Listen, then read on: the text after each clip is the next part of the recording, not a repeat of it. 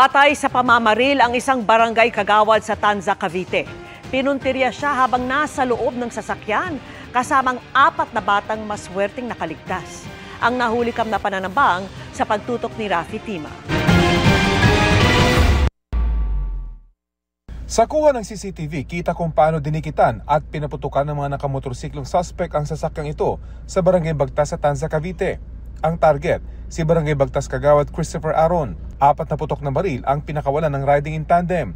Tinamaan sa leg ang kagawad na kanya ikinamatay matapos ang 2 oras. Planado ito. Simula pa lamang sa bahay ni Konsehal, pagpasok niya sa barangay hall, nakaabang na yung mga suspect. Sinundan siya. Habang nakasakay siya sa sasakyan niya, sinundan siya ng 2 lalaking motor. Mabilis na lumabas sa sasakyan ang mga kasamahan ng kagawad, kabilang dito ang 4 na bata. Kasama niya yung kinakasama niya, tsaka yung mga bata, anak niya sa likuran. Pero wala namang... Buti na lamang po at wala pong nadamay. Siya lang po ang punteriya, siya rin po yung tinamaan. Malapit mismo sa barangay napatigil ang sasakyan, makikitang nagsitakbuhan ng ilang kawani ng barangay para tulungan ng biktima. Tumanggi nang magbigay ng pahayag ang pamilya ng biktima, pero Marso pa lang daw ay may mga nakikita na silang mga umaaligid sa bahay ng kagawad. Sa iba pang kuha ng CCTV, bago pa ang pamamaril ay binubuntutan na ng riding in tandem ang sasakyan ng kagawad. Tila kabisado raw ng mga suspect ang lugar. Wala naman daw kaaway, mabait at matulungin ang biktima. Matunog din daw ang pangalan ng pinaslang na kagawad bilang susunod na kapitan ng barangay. Marami pa kaming anggulo na tinitingnan katulad ng trabaho niya sa bilang barangay councilor. Negosyante din siya. May mga previous na sa support, nag-follow up din kami mga kaso. Nung huli, meron siyang na-involve siya sa banggaan. Pakiusap ng Tanza Police, makipagtulungan sa kanila ang sinumang may alam sa kaso para agad mahuli ang mga salarin. Para sa GMA Integrated News, Rafi Tima, nakatutok, 24 oras. Kasunod ng proklamasyon ng bagong 12 senador, maugo ngayong pinag-uusapan ang magiging liderato ng Senado. Si Senator-elect Ping Lacson, nakausap na umano ang mga kapwa-senador kaugnay sa magiging komposisyon ng ika-20 Kongreso. Nakatutok si Mav Gonzalez. Hindi bababa sa 13 senador na raw ang nakausap ni Senator-elect Ping Lacson kaugnay sa magiging komposisyon ng 20th Congress. Layunin daw nilang magkaroon ng independence, kredibilidad at transparency sa Senado. 13 senador ang kailangan para makapagluklok ng Senate President, pero hindi sinabi ni Lacson kung nagkasundo silang mga nakausap niya kung sino ang dapat umupong leader ng Senado. Kaya kung sino man yung masuportahan, ito lang lagi naming ipagdidiinan. Kailangan independent tayo, kailangan transparent tayo, at kailangan competent tayo. Wala akong sinasabing gano'n. Kasi collective yan collegial yung Senado. 13 votes will mean a change in the leadership. Dahil yun ang nasa rules, di ba? Kung 12 lang, siyempre, retain yung nakaupo. Isa-isa raw niya itong kinausap at hindi isang upuan. Nang tanungin kung sino ang una sa listahan niya bilang Senate President, sagot ni Lacson, secret. Malaman naman natin yan sa pag nag-open yung Congress sa July 27. Kilalang kaibigan at running mate noong 2022 elections ni Lacson, si dating Senate President Tito Soto. Ngayong magbabalik Senado si Soto, maugong ang pagbabalik niya bilang leader ng Senado. Tumangging magkomento si Soto sa pahayag ni Lacson. Pero noong weekend, kinumpirma niya na may mga nakausap siyang senador ukol dito. Pero hindi pa raw siya makakapagbigay ng numero. Madami kaming kausap Iba-ibang ang agenda na napapag-usapan. Minsan napapag-usapan yung legislative agenda, napapag-usapan yung eleksyon, pero napapag-usapan din yung leadership sa Senado. So, mahirap magbigay ng tamang bilang kung sino yung nakakausap o kumakausap sa akin o nakakausap nila. Kasi yung nakakausap ko, meron din mga nakakausap na iba Hinihinga namin ng reaksyon dito ang kasalukuyang Senate President na si Senator Cheese Escudero pero wala pa siyang tugon. Nauna na niyang sinabi na hindi dapat talikuran ng sino mang senador ang responsibilidad sakaling siya ang suportahan ng mayorya bilang Senate President. Para sa GMA Integrated News, Mav Gonzalez, nakatutok, 24 oras. Ang inasahang tahimik at maayos na himlayan ng Mahal sa Buhay biglang nagkaaberya nang basta-basta na lamang inilipat ng pwesto ang abo ng kanilang yumao. Reklamo ng isang pamilya sa Caloocan City, bayad at may kasunduan na ang nabili niyang vault sa Columbario. Inaksyonan niya ng inyong Kapuso Action Man. Buong akala ni Joey, vault number 53 ang nabili niyang pwesto sa isang Columbario sa Caloocan City. Dito niya nilagak ang labi ng kanyang yumaong misis Setyembre ng nakaraang taon. Pero nitong Pebrero, laking gulat niyang makita na nailipat ang abo ng asawa sa ibang vault. Nung unang dalaw namin, February 14, doon ko nalaman na nilipat na siya. Aabot sa 17,000 piso ang ibinayad ni Joey sa Columbario para magamit ang vault sa loob ng 40 taon base sa nakasaad sa kanilang kasunduan. Hindi katanggap-tanggap para kay Joey ang naging paliwanag ng Columbario. Wala raw po silang magawa kasi nabili na raw po yung lote na lot na dapat sa akin. Ayaw naman po nila ako ibalik dun sa lot 53 kaya po ako lumapit sa inyo. Kung buhay pa nga pinaglaban ko, wala na, lalo na ilalaban ko rin yan. Di po ba? Sumangguni ang inyong Kapuso Action Man sa isang abogado. Upon review po ng contract na sinend ng team sa amin, makikita po natin na ito ay more on the nature of a deposit. Susundin po natin yung provisions on deposit. Tapos, dahil nakalagay sa batas na kailangan ng consent ng person bago gumawa ng changes yung depositor, ang breach po nito would make the Columbari liable for damages. Kailangan pong ibalik doon sa original na unit agreed upon kasi yun po yung nasa kontrata. So, kailangan masunod po yung terms ng kontrata. Ayon sa pamunuan ng Columbario, nagkaroon umano ng double selling ng Columbari Vault. Ang dati nilang empleyado kaya naibentang muli ang vault na nabili na ni Joey. Sa ngayon ay hindi na raw konektado sa Columbario ang naturang empleyado. Pagkatapos na idulog ng inyong Kapuso Action Man sa pamunuan ng Columbario, ang hinaing ng kapuso nating si Mang Joey, agad na umaksyon ang pamunuan at inilagay na sa wastong vault ang labi ng kanyang mahal sa buhay. Maraming salamat po at natulungan niyo po kami. Mission accomplished tayo mga kapuso. Para sa inyong mga sumbong, pwedeng mag-message sa Kapuso Action Man Facebook page o magtungo sa GMA Action Center sa GMA Network Drive, corner Samar Avenue, Diliman, Quezon City. Dahil sa namang reklamo, pang-abuso o katiwalian, tiyak may katapat na aksyon sa inyong Kapuso Action Man. May bagong low pressure area o LPA na nabuo sa loob ng Philippine Area of Responsibility. Huli itong namataan sa layong 200 kilometers west-southwest ng Aburlan, Palawan. Ayon sa Pag-asa, sa ngayon ay mababa ang tsansa nitong maging bagyo. Pero dahil nakapaloob yan sa Intertropical Convergence Zone o ITCZ, magdadala rin ito ng maulang panahon. Bukod po sa LPA at ITCZ, tuloy-tuloy rin ang pag-iral ng easterlies. Easterlies po ang dahilan ng napakainit na panahon sa ilang lugar kanina. Ang pinakamataas na heat index ngayong araw ay pumalo sa 47 degrees Celsius.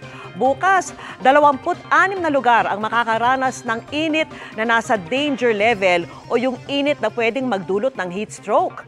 46 degrees Celsius ang pinakamataas na posibleng maitala. Sa Metro Manila, abot ang init sa 41 degrees Celsius. Pero kahit maalinsangan, may tsansa pa rin ng thunderstorms sa hapon o sa gabi. Mataas din ang tsansa ng ulan sa iba pang bahagi ng bansa base sa datos ng Metro Weather. Umaga pa lang, may mga pag-ulan na sa Southern Luzon, Visayas at Mindanao. Mas titindi pa ang mga pag-ulan sa hapon. Malawakan at malalakas na pag-ulan yan, kaya maging alerto dahil malaki pa rin ang banta ng baha o landslide, lalo na po sa Mindanao na ilang araw ng inuulan at may ilan pang lugar na lubog na sa baha.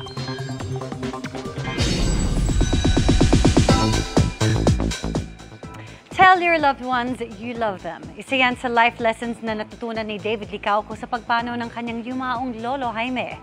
Puno raw ng pasasalamat at sa pagmamahal at aral si David na nag-share pa ng kanilang core memories. May report si Aubrey Carampel. Nagluluksa ang kapuso actor na si David Licauco sa pagpanaw ng kanyang lolo na si Jaime Licauco nitong May 15 sa edad na 84. Isang author, professor, columnist at kilalang parapsychologist ang lolo ni David. Puno nga raw ng pasasalamat si David sa tinawag niyang wisest man he knew dahil sa life talks and lessons na naibahagi nito sa kanya. Sa burol ng kanyang lolo sa Parañaque, nagpaunlak ng panayam si David at ikinuwentong madalas daw niyang bisitahin ang kanyang lolo. I would visit him dito sa Parañaque. Nag-usap kami. He's very smart. He knows a lot about life. Kaya the past couple of months talagang I would make sure to really spend time with him. Ibinahagi rin ni David ang isa sa mga hindi raw niya malilimutang moment with his lolo. Hawak yung fork. Tapos nakatingin lang siya doon and super nag-internalize siya. Basically, parang gusto niya sa akin ipakita yung power of the mind niya. And then, yun, nag-bend yung fork. Di ba? And as a kid, sobrang wow, amazing yun. Like, kahit until now, sabi ko sa kanya paminsan, Lolo, pakita mo naman sa akin. Nakapagsulat ng 17 libro ang kanyang lolo Jaime bago ito pumanaw. I just realized na if you really put your mind into something and kapag passionate ka dun sa ginagawa mo na yun, talagang ma-achieve mo yun, malayo yung mararating mo. So, yun, he's just an inspiration to me. At sa pagpanaw raw ng kanyang lolo Jaime, na-realize ko rin na itong life na binigay sa atin, hindi siya forever.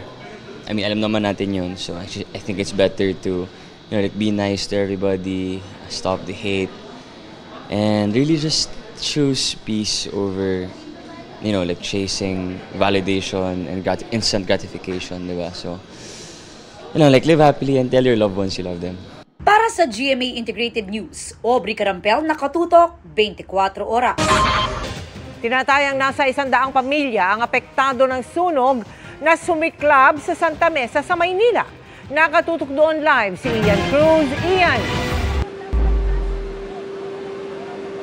Yes, Mel, ilang minuto nga bago mag-alas 7 ngayong gabi nang ideklarang fire under control na ang nagaganap na sunog dito sa Santa Mesa, Manila at 2 bata, Mel, ang sinasabing nawawala sa kasagsagan ng sunog.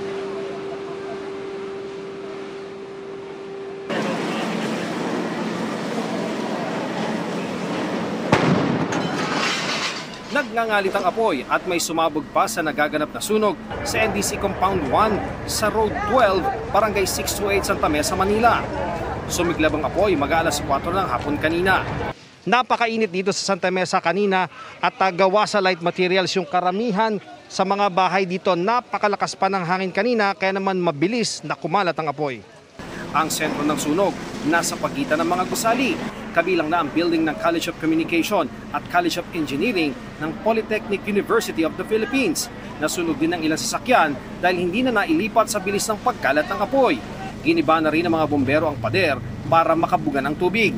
Si Aling Belen, inunang isalba ang buhay ng apo sa tuhod na 1 taong gulang. Binuhat ko na yung apo ko sa kana kong lumabas. Ano narinig mo nung simula pa lang? Yun lang, yung sigaw nung kaninong bahay ito umuusok, yun lang, lumabas na ako, kasama ko yung apo ko. Inaalam pa ng Bureau of Fire Protection ang dahilan ng sunog na umabot sa ika-4 na alarma, maging ang sinasabing na-trap na 2 bata. Isa lang po yun sa tinitingnan ng ating mga arson investigators. Alin po sir? Yung sinasabi kanina na aircon na nag-over. Sa lukuyan po, nag-overhauling ang ating mga kasamahan ng mga bombero para makita po yung sinasabi nila na lugar kung saan meron daw pong naiwan na bata. Ilang bata daw po yun? So far sir, sabi nila 2 pero subject pa rin po ng confirmation ng ating mga kasamahan. Tinatayang 100 pamilya ang apektado ng sunog sa tala ng command center ng Bureau of Fire Protection. Patuloy pa rin kinukumpirma na 2 umano ang naitalang sugatan na nagtamo ng paso at sugat.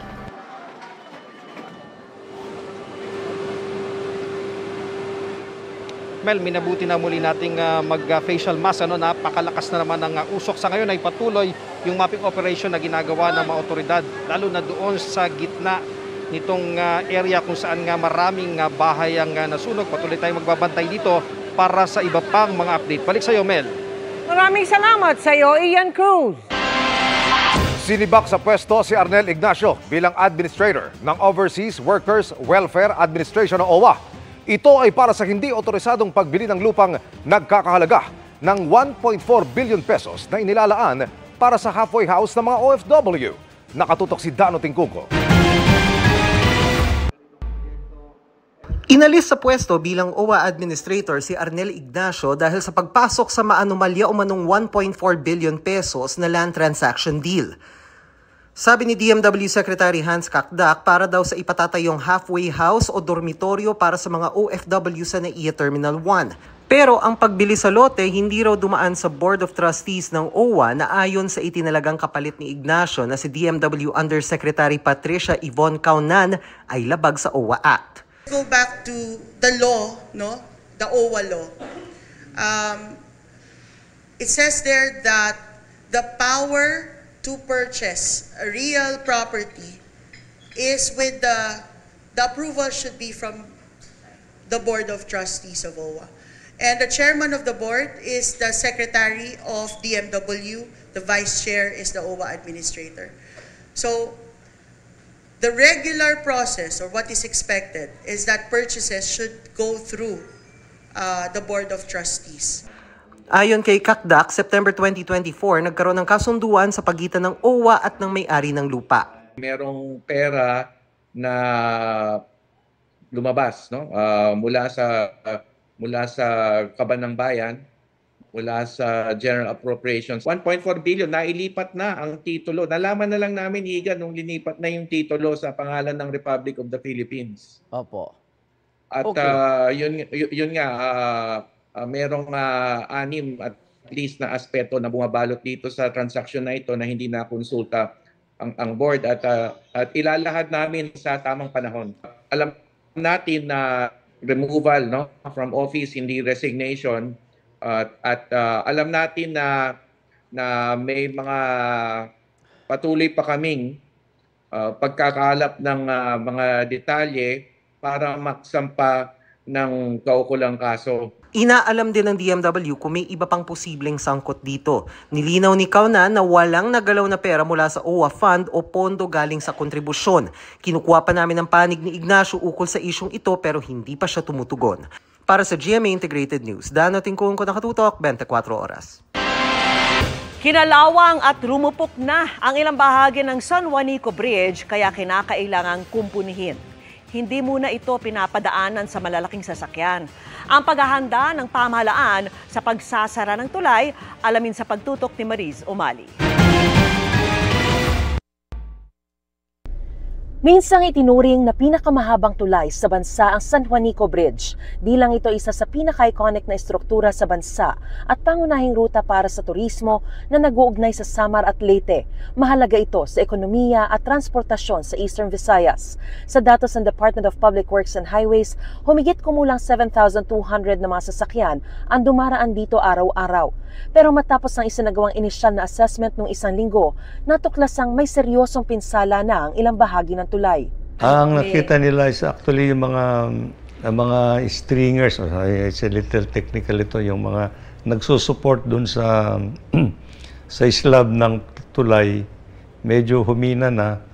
Sabi nila yung mga bolts are corroded, alam mo by the sea kasi ito eh. Yung mga steel plates na nando dun sa baba, talagang kinalawang na ng husto at talagang marupok na. 3 segment daw sa approach areas ng tulay sa Samar at Leyte ang kinakailangang agad na makumpuni o ma-retrofit. We better close it kasi we don't want to expose to danger yung mga motorists. We'll see actually how we can expedite the process. Talagang ganun kaysa sa we put the motorist in a unsafe structure. Kaya ang DPWH ipinagbawal muna na dumaan sa tulay ang mga sasakyang lalagpas sa 3 tonelada ang bigat. Kabilang na riyan ang mga cargo truck na may sakay ng mga produkto at mga bus na may sakay na pasahero. There will be some impact actually because of the convenience and the delays that will be brought about by the limited loads that will pass through it. Mas mabuti na yung pag-iingat kaysa sa we tolerate actually. Hindi pa masabi ni Secretary Bonoan kung gaano katagal aabutin ang pagkukumpuni sa buong tulay, pero nakikipag-ugnayan na sila sa Philippine Ports Authority at lokal na pamahalaan para i-ferry ang malalaking sasakyang di makakadaan sa tulay. May maliliit na shuttle naman daw na 24/7 maghahatid ng mga pasaherong sakay ng mga bus na di makakadaan muna sa tulay. Aabutin daw ng 50 milyong piso ang gasto sa pag-retrofit sa 3 segment ng tulay na kinakitaan ng problema, pero posibleng umabot daw ng kabuuang 800 million pesos ang halaga sa pag-rehabilitate sa buong tulay. Nito lang 2022 pinangunahan ni Pangulong Bongbong Marcos ang pagpapailaw sa San Juanico Bridge. Tanong ng ilan, bakit hindi pa kaagad ni retrofit noon ang tulay at ginastusan muna ang pagpapailaw? At that time naman, hindi pa naman namin nakikita yung mga kondisyon ng tulay. It's purely aesthetic because it's actually an iconic bridge in between Samar and Leyte. Para sa GMA Integrated News, Mariz Umali, nakatutok, 24 oras. Pinaigting ang pagbabantay sa karagatan ng Pilipinas kasunod ng pagkakadiskubre ng mga underwater drones ng China. May namataan ding 2 Chinese research vessel sa may Zambales at Ilocos Norte. Nakatutok si Joseph Morong.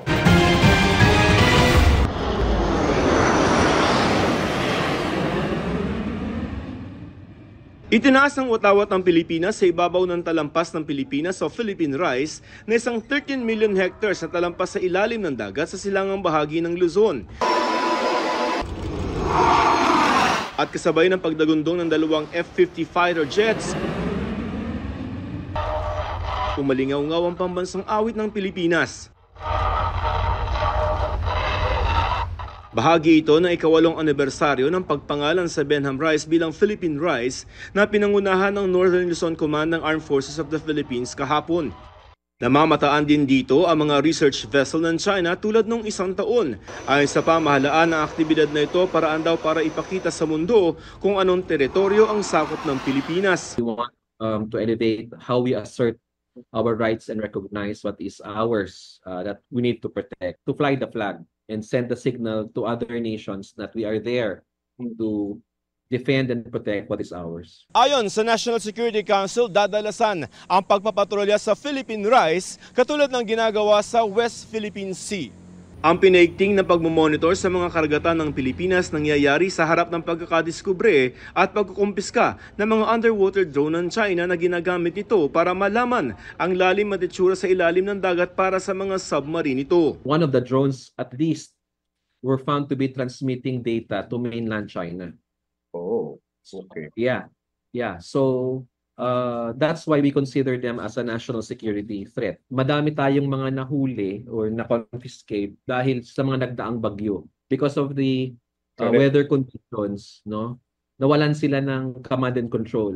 Nakakaalarmang araw ang mga underwater drone ng China ayon sa isang security analyst. Karamihan ng mga sa pag-aaral, lumalabas na yung submersible drones nila nasa Luzon, Visayas, Mindanao. So nagkalat. Alarming talaga yung submersible drones nila. I think very advanced yung kanilang technology pagdating dyan. Itong mga nakaraang linggo aabot sa 6 o 7 mga underwater drone na ang nakukumpiska ng Pilipinas. At kahapon may namataan 2 Chinese research vessel ng Philippine Coast Guard sa may Itbayat, Zambales at Burgos, Ilocos Norte. Since we were able to confirm ang presensya nito, the commandant has also directed our Coast Guard assets, the vessels, to challenge directly and to escort them out the exclusive economic zone natin. Para sa GMA Integrated News, Joseph Morong, nakatutok 24 oras.